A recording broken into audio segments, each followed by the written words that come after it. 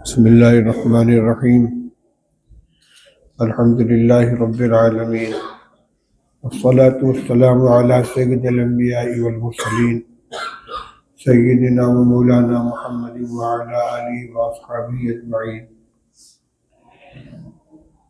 اما بعد فاعوذ باللہ من الشیطان الرجیم بسم اللہ الرحمن الرحیم وَأَقِيمُوا الصَّلَاةَ وَآتُوا الزَّكَاةَ وَأَقْرِضُوا اللَّهَ قَرْضًا حَسَنًا وَمَا تُقَدِّمُوا لِأَنفُسِكُم مِّنْ خَيْرٍ تَجِدُوهُ عِندَ اللَّهِ وَأَعْظَمُ خَيْرٌ وَأَعْظَمُ أَجْرًا وَاسْتَغْفِرُوا اللَّهَ إِنَّ اللَّهَ غَفُورٌ رَّحِيمٌ صدق اللہ العلی العظیم۔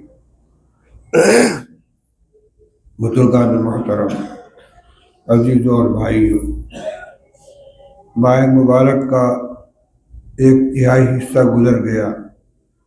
پہلا عشرہ ختم ہونے کے قریب ہے، جس کو نبی کریم صلی اللہ علیہ وسلم نے رحمت کا عشرہ قرار دیا ہے۔ اس مہینے میں خاص طور سے رحمت کے لیے دعائیں کرنی چاہیے۔ کل سے شروع ہونے والا جو عشرہ ہوگا، جو 11ویں شب سے شروع ہوگا، وہ مغفرت کا عشرہ ہے، جس میں زیادہ سے زیادہ استغفار کرنا چاہیے۔ استغفر اللہ ربی من کل ذنب واتوب الیہ، استغفر اللہ الذی لا الہ الا هو الحی القیوم واتوب الیہ۔ اسی طرح سید الاستغفار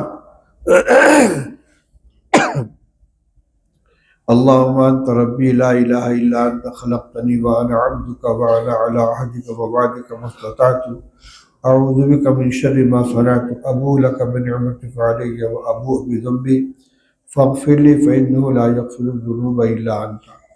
یہ بہت قیمتی دعا ہے، جس کو سید الاستغفار کہتے ہیں۔ تمام کتابوں میں، دعاؤں کی کتاب میں یہ دعا لکھی ہوئی ہے۔ اس کی فضیلت یہ ہے کہ اگر کوئی اس کو صبح کو پڑھے اور دن میں اس کا انتقال ہو جائے تو وہ بخشایا ہے، اور رات کو پڑھے اور رات میں اس کا انتقال ہو جائے تو وہ بخشا ہوا ہے۔ لہذا کم سے کم صبح و شام اس استغفار کا اہتمام کرنا چاہیے، جس کو سید الاستغفار کہتے ہیں۔ ان کے علاوہ بھی کثرت سے استغفار کرنا چاہیے۔ نبی کریم صلی اللہ علیہ وسلم کی عادت طیبہ یہ تھی، صحابہ کہتے ہیں کہ ایک ایک مجلس میں ہم شمار کرتے تو 100 مرتبہ رسول اللہ صلی اللہ علیہ وسلم استغفار کرتے تھے، 70 مرتبہ استغفار کرتے تھے۔ خود رسول اللہ صلی اللہ علیہ وسلم ارشاد فرماتے ہیں کہ میرے دل کے اوپر غبار سا آ جاتا ہے تو میں بار بار استغفار کرتا ہوں، استغفر اللہ ربی من کل ذنب واتوب الیہ۔ استغفار کا معنی کیا ہے؟ اپنے گناہوں پر ندامت کے ساتھ اللہ سے معافی مانگنا۔ یہ تو ہمیشہ ہونا چاہیے۔ ایک تو رسول اللہ صلی اللہ علیہ وسلم نے رمضان کے پورے مہینے میں استغفار کی کثرت کرنے کا حکم دیا ہے۔ جو روایت آپ نے فضائل رمضان کے شروع میں سنی ہے، اس میں یہ حدیث موجود ہے کہ رسول اللہ صلی اللہ علیہ وسلم نے ارشاد فرمایا کہ اس مہینے میں 4 کام کثرت سے کیا کرو۔ ایک تو کلمہ شہادت، اور ایک استغفار، اور ایک جنت کی دعا، اور ایک جہنم سے پناہ۔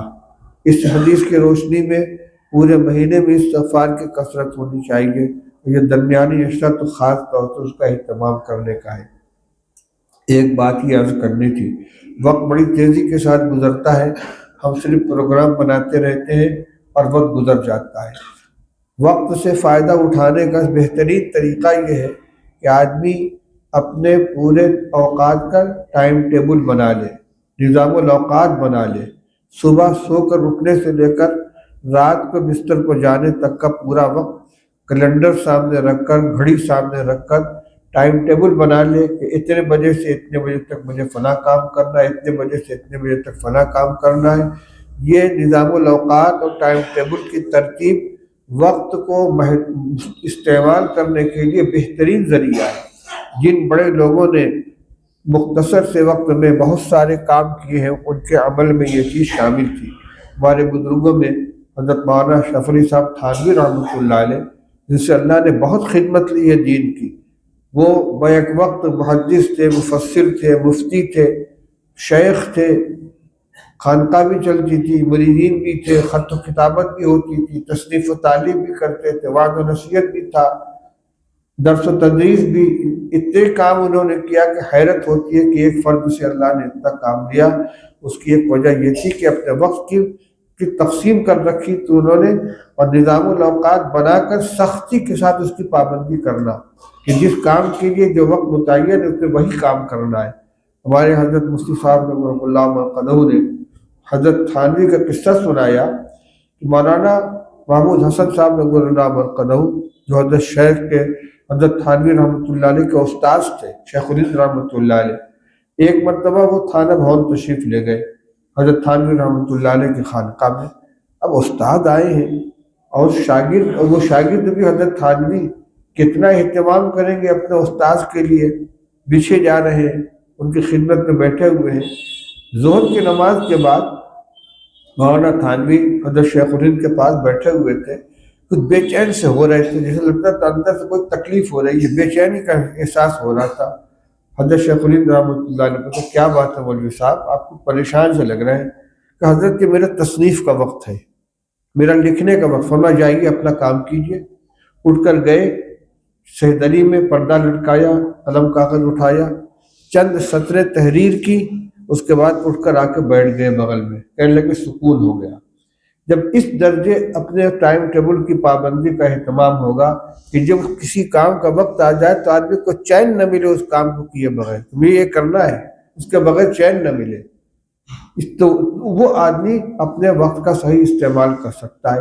مثلا ایک عبادت کا ہماری اہم عبادت نماز ہے، نماز کے لیے اپنے ٹائم ٹیبل میں یہ متعین کر لیا جائے ہر موسم کے اعتبار سے کہ اتنے بجے مجھے کام چھوڑ دینا ہے، نماز کی تیاری کرنی ہے، گھڑی میں اتنا بجا اور آدمی اپنے کام سے اپنے کو خالی کر لے، کتنا بھی اہم کام کر رہا ہو، نماز کے لیے جانا ہے، جتنی تیاری کے لیے وقت چاہیے، استنجا کرنا ہے، وضو کرنا ہے، نماز سے پہلے کی سنت ادا کرنی ہے، جماعت میں صف اول میں تکبیر اولیٰ کے ساتھ نماز پڑھنی ہے، اس کے لیے جتنے وقت کی ضرورت ہے اتنا وقت متعین کر لیا۔ اگر یہ کرے گا تو انشاءاللہ پانچوں وقت کی نماز باجماعت ہوگی۔ اور اگر ٹائم ٹیبل بنا ہوا نہیں ہے، کاروبار کر رہے ہیں، کوٹھی میں بیٹھے ہوئے ہیں، گاہک کو دیکھ رہے ہیں، نماز کا وقت آئے گا چلو نماز پڑھ لیں گے، تو بار بار گھڑی دیکھیں گے، ترتیب بنائیں گے، نماز بھی چلی جائے گی، ہو سکتا ہے نماز بھی چلی جائے۔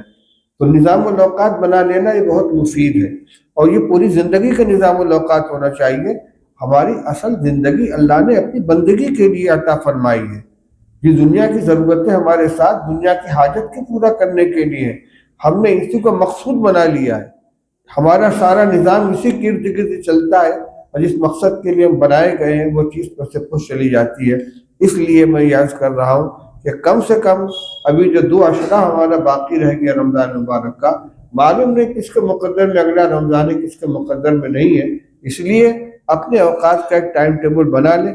رمضان میں تقریباً تمام لوگ فجر کے نماز کے بعد سوتے ہیں، تو یہ نہیں کہ جب آنکھ کھلے گے تو اٹھ جائیں گے، کبھی 9 بجے اٹھ گئے، کبھی 11 بجے اٹھ گئے، نہیں، ایک وقت طے کر لیں کہ اتنے بجے مجھے بہرحال اٹھنا ہے۔ جیسے سحری کے لیے الارم لگایا ہے کہ اتنے بجے اٹھ کے مجھے سحری کرنی ہے، تو سو کر اٹھنے کے لیے بھی جتنی ضرورت ہے 2 گھنٹہ 1.5 گھنٹہ اتنے بعد ہم کو اٹھنا ہی ہے۔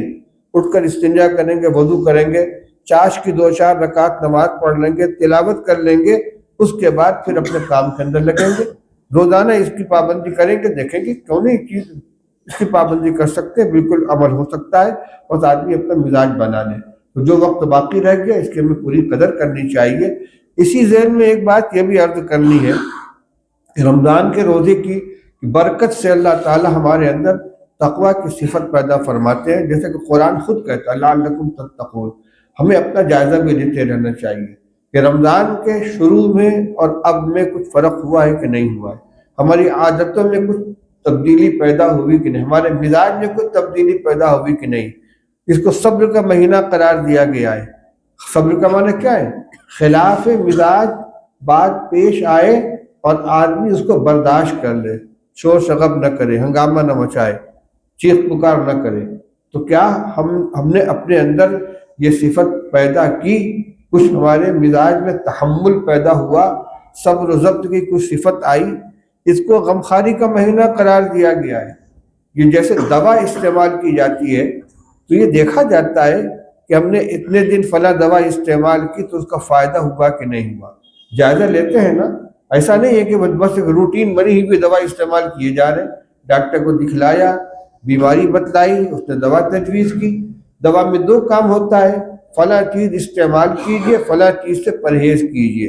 اسی طرح رمضان مبارک کا روزہ ہے، فلاں چیز کام کرنا ہے، روزے کے اندر کا جو عمل ہے وہ کرنا ہے، اب کچھ چیزوں سے بچنا ہے۔ وہ بچنا کیا ہے؟ وہ روایت بھی آپ کے سامنے آ چکی ہے، من لم يدع قول الزور والعمل به فليس لله حاجة في أن يدع طعامه وشرابه وكما قال رسول اللہ صلی اللہ علیہ وسلم، فرمایا آپ صلی اللہ علیہ وسلم نے کہ جو جھوٹ بولنا نہ چھوڑے اور غلط کام کرنا نہ چھوڑے، اللہ تعالیٰ کو ایسے شخص کے بھوکے پیاسے رہنے کی کوئی ضرورت نہیں ہے۔ معلوم ہے کہ روزہ رکھنے کے ساتھ اپنے اوپر کنٹرول کرنا بھی ہماری ذمہ داری ہے۔ اپنے اختیار سے اپنی زبان کی حفاظت کریں، اپنے نگاہ کی حفاظت کریں، اپنے ہاتھ پیر کی حفاظت کریں، اپنے خیالات کی حفاظت کریں، دل و دماغ کی حفاظت کریں، اور ہر اس چیز سے اپنے کو بچائیں جس سے روزہ خراب ہوتا ہے۔ اس کی مشق کریں گے تو جس طرح دوا استعمال کرنے سے اگر کوئی طبیب حاذق ہے، ماہر ڈاکٹر ہے جس کو مرض کی تشخیص بھی آتی ہے، دواؤں کی تشخیص کا بھی ماہر ہے، اس نے دوا تجویز کی ہے اور مریض اہتمام کے ساتھ اس کی تمام ہدایات پر عمل کرتا ہے، تو کوئی وجہ نہیں کہ دوا فائدہ نہ کرے۔ اسی طریقے سے اللہ جل شانہ نے ہمیں روزے کی خوراک عطا فرمائی ہے اور اس کا نفع بھی بتلا دیا ہے اور طریقہ بھی بتلا دیا ہے۔ آپ صلی اللہ علیہ وسلم نے قرآن پاک کی آیات نے، اس کے باوجود اگر ہمارے اندر یہ صفات پیدا نہیں ہوتی تو اس کا مطلب یہ ہے کہ یا تو نسخہ استعمال کرنے میں کوتاہی ہو رہی ہے یا پرہیز کے اندر کوتاہی ہو رہی ہے۔ اب جو وقت گزر چکا اس کی تلافی کے لیے کم سے کم جو ایام باقی رہ گئے ہیں ان ایام میں اپنے روزے کی حفاظت کریں۔ تراویح کا ایک عمل ہے، الحمدللہ یہاں کا ماحول ہے نمازوں کی پابندی کا، تراویح کی پابندی کا، لیکن بہت سے لوگ وہ ہیں کہ جو ایک ختم مکمل کر لینے کے بعد تراویح کو نظر انداز کر دیتے ہیں۔ حالانکہ یہ بار بار یہ بات بتائی جاتی ہے کہ دو سنتیں مستقل ہیں، ایک ہے تراویح میں پورے قرآن کا پڑھنا یا سننا، اور ایک ہے پورے مہینے تراویح پڑھنا۔ اگر کسی حافظ کے پیچھے کسی مسجد میں یا گھر میں آپ نے ایک قرآن سن لیا تو ایک سنت تو ادا ہو گئی، اب آپ اس کے پابند نہیں ہیں کہ اسی امام کے پیچھے آپ کو نماز ادا کرنی ہے، لیکن تراویح تو پورے مہینے پڑھنی ہے۔ جیسے پورے مہینے روزہ ہے اسی طرح پورے مہینے تراویح ہے۔ روایت ہے نا، من صام رمضان ایمانا واحتسابا غفر له ما تقدم من ذنبه ومن قام رمضان ایمانا واحتسابا غفر له ما تقدم من ذنبه۔ دو باتیں رسول اللہ صلی اللہ علیہ وسلم نے ایک انداز کی فرمائی ہیں۔ جو شخص رمضان کے مہینے کا روزہ رکھے ایمان کے ساتھ اور اللہ سے ثواب کی امید رکھتے ہوئے، اس کے گزشتہ گناہ معاف ہو جائیں گے۔ اور جو شخص رمضان میں قیام کرے، عبادت کرے ایمان اور ثواب کی امید کے ساتھ، اس کے گزشتہ گناہ معاف ہو جائیں گے۔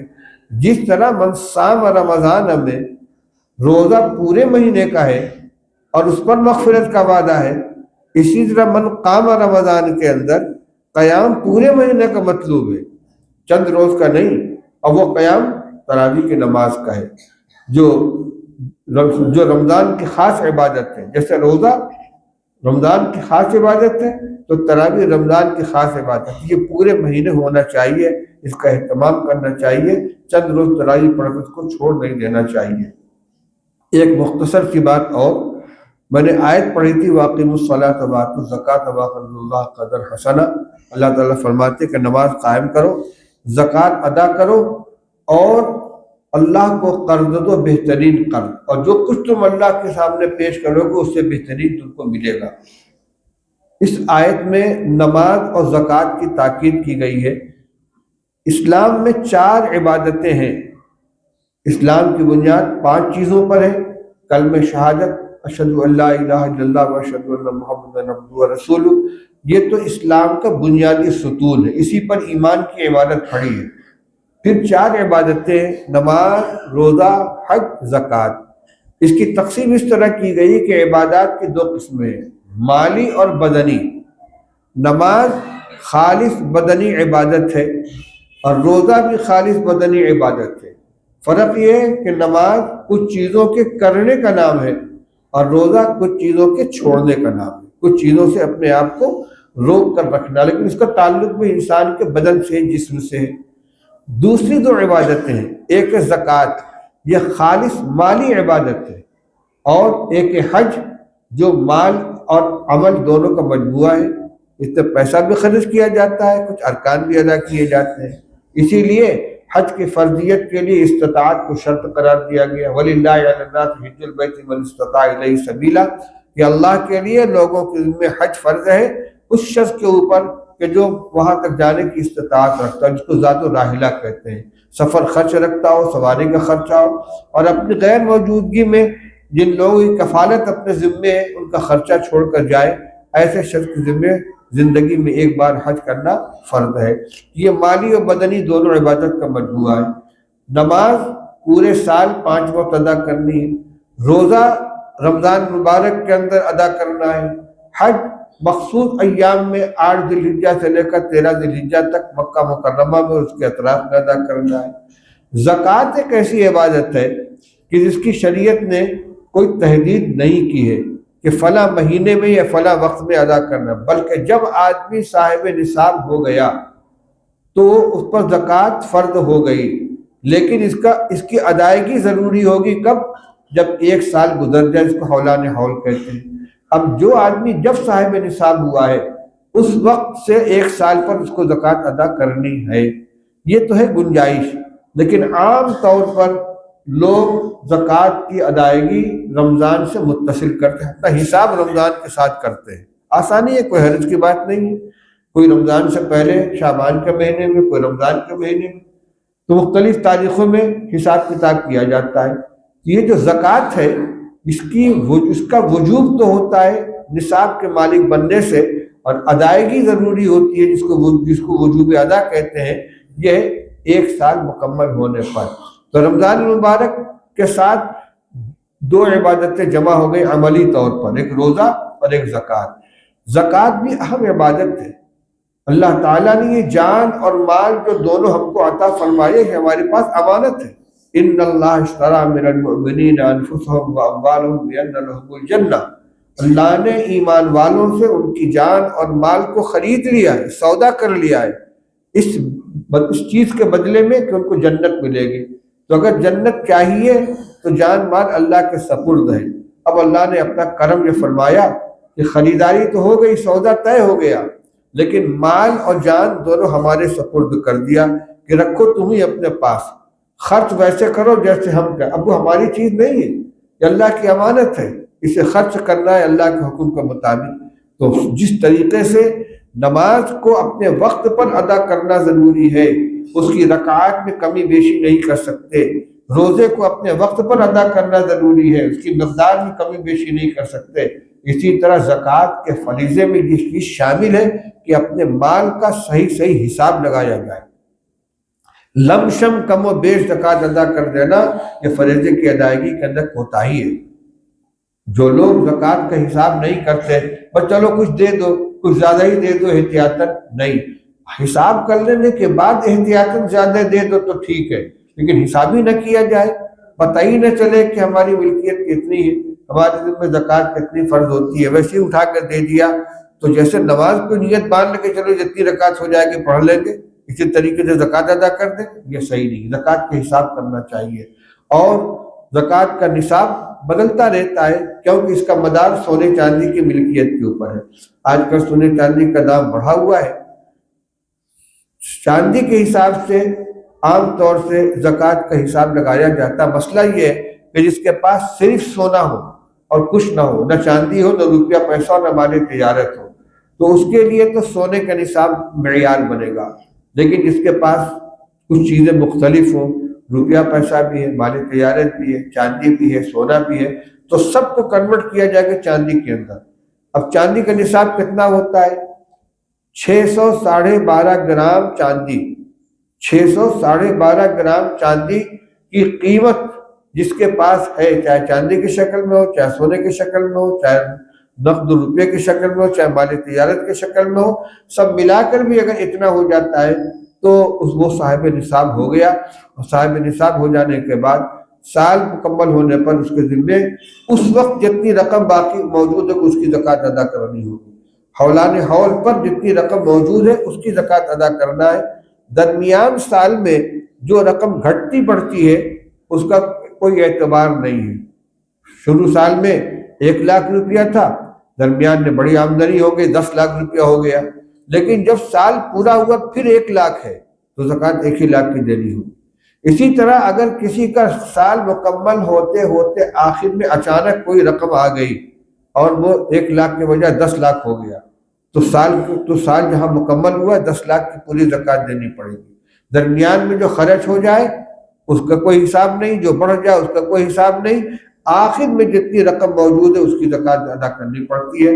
گھروں میں ایسا ہو سکتا ہے کہ مرد صاحب نصاب نہ ہو مگر عورتوں کے پاس زیورات ہو اور کچھ اپنے پیسے بھی بچا کے رکھی ہو، اس لیے کہ عورتوں کے ذمہ خرچہ تو ہوتا نہیں، وہ تہواری کا کرنی کا فلانا اور ڈھکانا پیسہ بچا کے رکھے رہتی، 1000-2000 روپیہ فالتو رکھا ہوا ہے اور اس کے ساتھ زیور بھی ہے سونے کا، ملا کے دیکھا جائے گا اگر چاندی کے حساب سے زکوٰۃ بنتی ہے تو ادا کی جائے گی۔